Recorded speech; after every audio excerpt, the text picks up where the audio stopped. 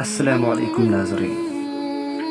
حضرت جی مولانا محمد یوسف نے پاکستان میں تقریر کرتے ہوئے ارشاد فرمایا کہ حضرت عمر رضی اللہ عنہ کے دور خلافت میں پورے جزیرہ عرب میں ایسا قحط پڑا کہ کھانے پینے کی چیزیں بھی کسی قیمت پر نہیں ملی۔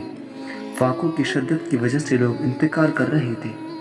اسی دوران حضرت عمر رضی اللہ عنہ کو یہ اطلاع ملی کہ مصر کے اندر بے شمار پیداوار ہے اور مصر اس سے پہلے فتح ہو چکا تھا۔ حضرت عمر بن العاص وہاں کے گورنر تھے۔ حضرت عمر رضی اللہ عنہ نے ان کو خط لکھا کہ یہاں حجاز میں بالکل غلہ نہیں ہے اور مجھے معلوم ہوا ہے کہ مصر میں بہت غلہ ہے، لہٰذا یہاں والوں کے لیے وہاں سے غلہ بھیجو۔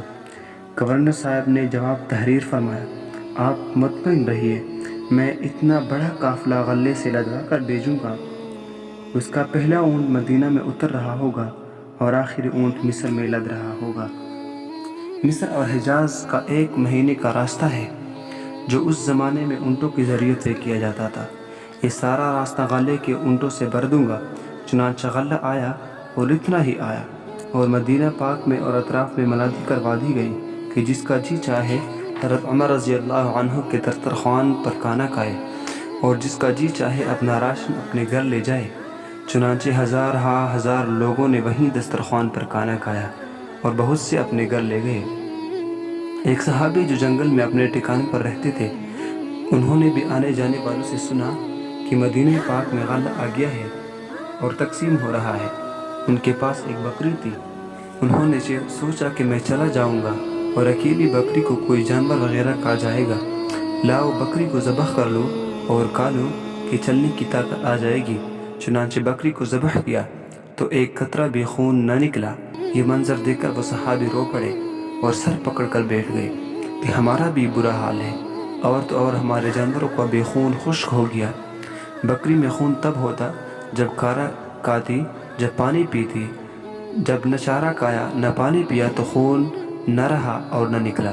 وہ صحابی سر پکڑ کر رونے لگے اور روتے روتے گر گئے اور گر کر نیند آ گئی۔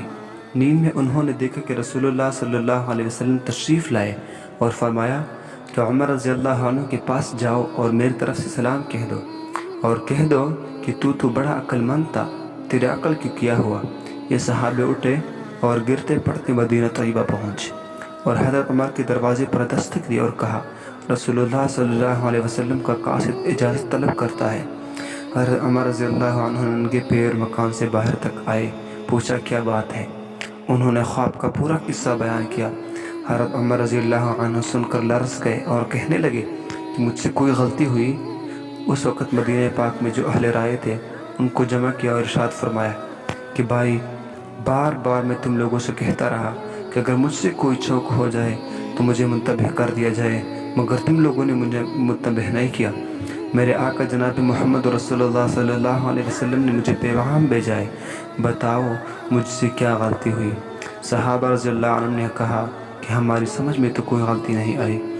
ایک صحابی کھڑے ہوئے اور انہوں نے عرض کیا کہ میری سمجھ میں ایک بات آئی ہے کہ آپ کے ملک میں قحط پڑ رہا تھا اور غلہ نہیں تھا، لوگ بھوک کی وجہ سے مر رہے تھے، مگر بجائے اس کے کہ آپ اللہ تعالیٰ سے مانگتے، آپ نے اپنے گورنر اور اپنے ہی جیسے انسان سے درخواست کی۔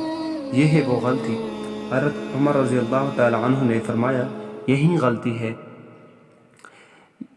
حضرت عمر رضی اللہ عنہ نے بھی فرمایا، واقعات یہی غلطی ہے۔ پھر سب نے کہا یہی غلطی ہے واقعی۔ حضرت عمر نے اس وقت دعا مانگی، اپنی خطا کی معافی چاہی۔ دعا کرنا تھا، کہیں آسمان کے بادلوں میں کلبلی مچ گئی اور دوڑ لگ گئی اور ہر بادل ایک دوسرے سے آگے بڑھ رہا تھا اور یہ کہہ رہا تھا، چلو مدینے، عمر نے بلایا ہے۔